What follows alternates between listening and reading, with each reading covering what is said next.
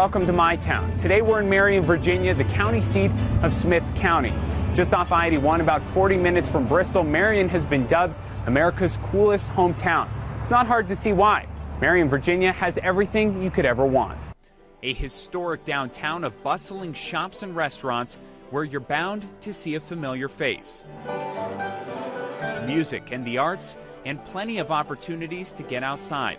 Visiting Marion is a no-brainer for the many outdoor enthusiasts, history buffs, and music lovers in our region. When you walk up and down the street, people wave, they honk their horns at you. People say it's like Mayberry, but again, we don't want to be a Mayberry, we want to be our own version of what we are.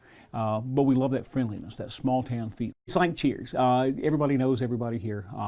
And you always hear that about a small town as a negative thing, but to hear it's a good thing. I do remember my first boss at Marion Composites, which is now General Dynamics. He warned me. He said, okay, you're from the city, so I need to explain this to you. He said, you know, you'll go into the store and people might say, how you doing today? And I know you're used to saying fine and just move on. He said, but people around here, they really want to know how you're doing today.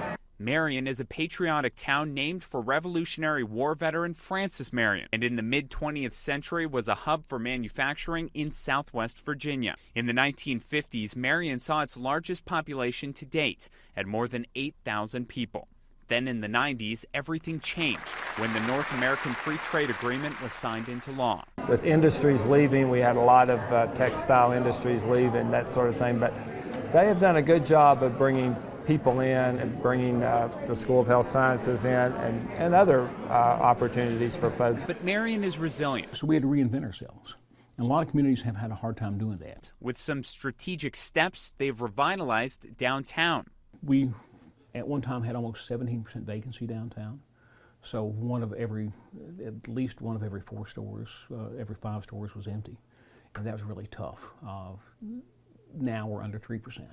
And maybe the most controversial piece of Marion's history, a claim to be the home of Mountain Dew. So where else can you go and to the birthplace of Mountain Dew and have a dip dog? There's nowhere else in the world you can have a dip dog. That's a point of contention, though, the Mountain Dew thing. Not among people who seriously know what they're talking about.